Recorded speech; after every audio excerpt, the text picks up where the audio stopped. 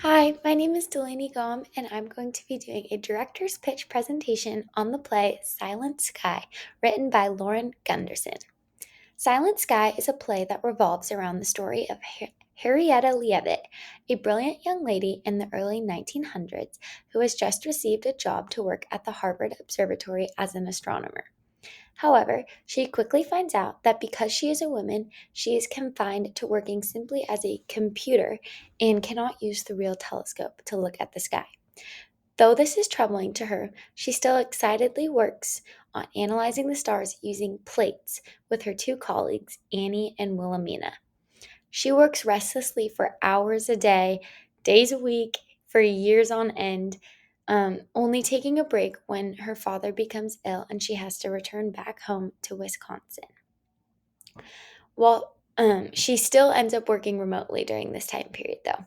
She makes a huge discovery regarding the stars and their patterns while she is at home, which years later would earn her a Nobel Prize.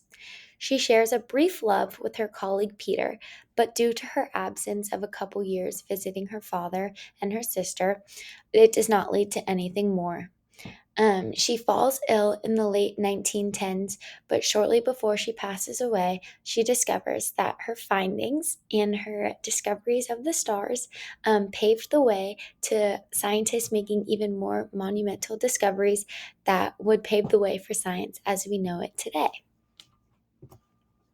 So, the main production concept that I thought stood out to me the most was the prominence of inequality in the workplace. Despite constraints that are put on an individual, this play makes it known that it's still possible to persevere and accomplish one's goals.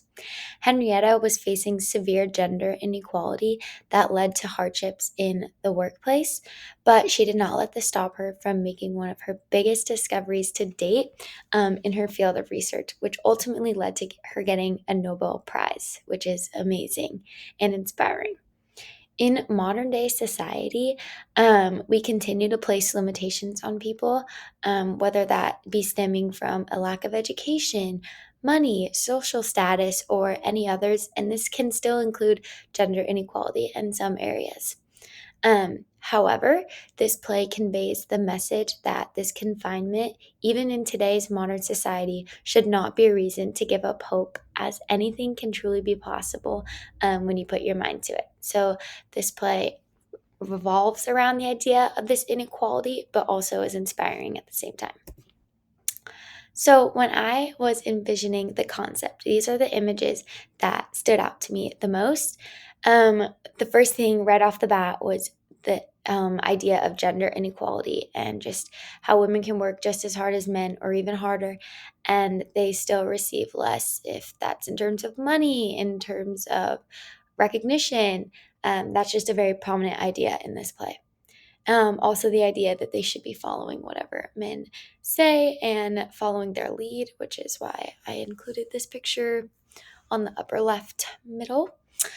However, this play also discovers the idea of women breaking free from these chains of men holding them back, because the women in this play are very strong and they prove men wrong, and they are able to accomplish their goals even with the constraints against them. They're able to follow their dreams, like these little girls that are just looking out at the stars.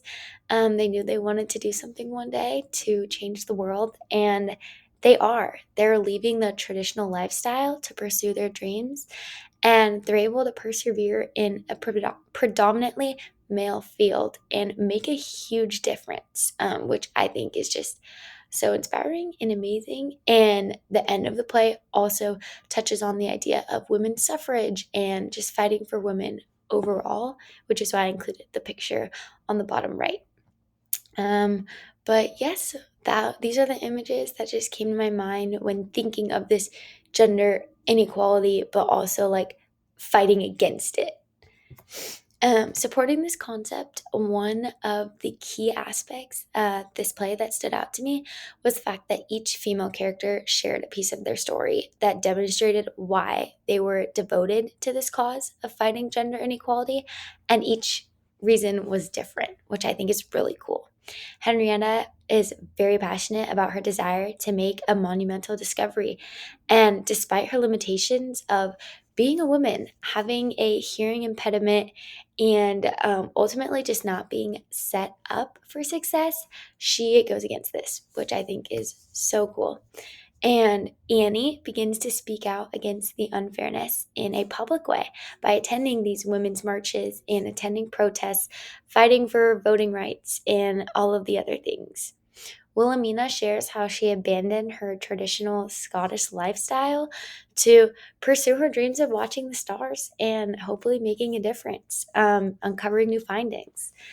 And in addition to this, Margaret, even Henrietta's sister, shares how she wants to stray away from a potentially steady lifestyle that's very thought out and planned and produce a symphony, which is something that at that point had only been accomplished by males. So, overall, each character has a purpose for fighting this cause. And I think this is why the main idea in the dialogue is so clear and precise at conveying the overall message of this gender inequality and the fight against it to the audience, because it's prevalent throughout the entire play with each character. So, for costume design imagery, starting with Henrietta, the main character, um, she just screams to me simplistic, but also a little bit edgy and wanting to be comfortable, to work hard, and go against the complete traditions of women's dress at this time period. Um, so I thought of these dresses, which are like very indicative of the time period, but also aren't over the top, over extravagant, and would be comfortable to work in. Also, another key aspect of this play is the fact that Henrietta wears a hearing aid at almost all times. So, this old styled hearing aid would definitely be a prop that needs to be in this play. So, Margaret, Henrietta's sister, is a homebody. She is a traditional woman of the 1900s. She's classy and loves to dress up, but she's not wealthy, so she's still not over the top. So I thought these three costumes really stood out to me, especially the one in the middle with like the puffed sleeves with the ruffles. Like it's a little bit extra. It's a little more like, oh, I'm just staying home. But at the same time, it's not like, oh, I'm so wealthy. Like she's just a traditional girl, and I really like these pictures. Peter Shaw, he is the man of the play. He is the only man in this play, and he wears traditional business attire. He's dressed nice all the time, but just traditional clothing from the 1900s. These are some pretty good indicators. I mean, he's dressed for warm weather because, I mean, in Harvard, it's cold up there. So he's got to have some layers on. But these are just traditional men clothing that I thought would fit any man of this time period. So those are the images that stood out to me. Annie Cannon is also a very traditional woman, but very strong minded. She's confident but simple in her ways. So I thought these three images did a really good job of encompassing that. It's put together. She looks elegant and classy, but she also is rough around the edges and is willing to put up a fight or just fight for what she believes in. So I thought these were great images, especially the one with the puffed sleeves. It's a little bit different, but at the same time, like comfortable to work in. And yeah, I just thought these costumes were very awesome. So Wilhelmina is our Scottish character. So I thought, what more fitting than to have her in some aspects of traditional Scottish attire with like the plaid skirt, but with a traditional, more American top esque. I'm not really sure, but I really, really like the picture on the right with the gray top and the skirt. I think it's a good mix of the two cultures that she's combining in this play. So, moving on to set design imagery, whenever I think of this play, I just think of a traditional proscenium stage. It's the most traditional style of theater performance stage. It's what most people are used to seeing when they attend a play.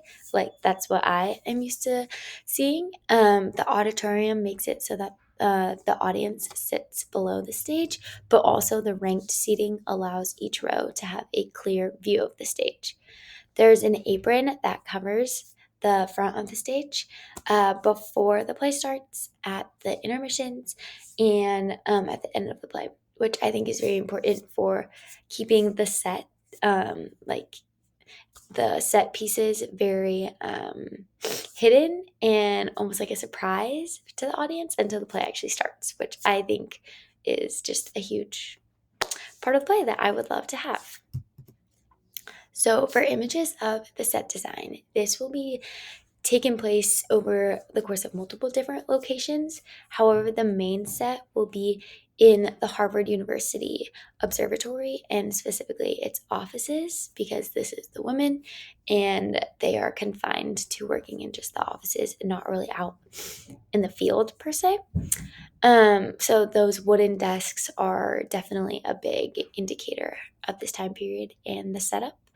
However, I do think that at all times when they're in the observatory, there should be a telescope visible, because even if the women aren't using the telescope, it's a reminder of what they're there for, and also a way to like see the stars. Like, the stars are a huge, huge part of this play, and I think having a way for the audience to be constantly reminded that, oh my gosh, there's the sky, there's the stars, that would be super helpful.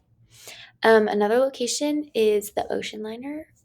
Peter and Henrietta have a few scenes that are on this ocean liner on the Atlantic coast. So, having that as a set would also be perfect and fitting.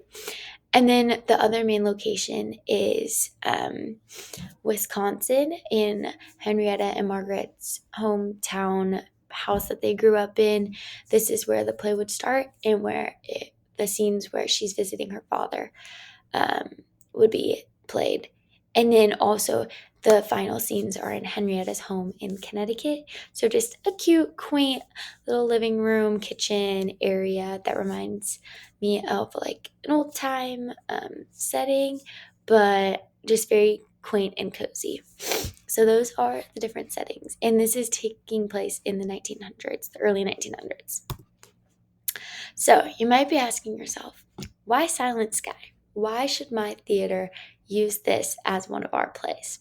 Well, I think that one of the key aspects of this play is the connection to the audience, and how the audience truly just feels a part of this play and just truly feels moved by the story that they're sharing. It's so motivating and inspiring, and I just think I would be completely so invested and attached to the story if I was able to see it performed live. Um, the story stands out because it explores the determination, passion, and sacrifice of women who push past social constructs that are placed on them, and they're able to make an impact in their field of study, which is just so amazing. Their story, like I said, is so inspiring and proves that anything is possible when you put your mind to it. The story also delves into the idea of gender equality, which I think is very relevant um, for society to understand, and important for us to have a foundational understanding of its impacts. And it presents it in a way that you can apply it to your own modern social concepts, but also appreciate how these women have fought for it in their time period. Gender inequality violates like human rights and the rights of these women. So it's crucial to understand that this issue needs to be resolved. However, this play does an amazing job of showing that even when there are constraints placed on you, you do not have to let this stop you from following your dreams and pursuing one's just like true desires. So I think overall this story will really just stand out to all of its audience members, and I think that it will do a great job just selling tickets and standing out to the people in the town of this theater. And I think it would just be an awesome addition to this lineup. Thank you, and I hope you enjoyed this pitch and have a great rest of your day.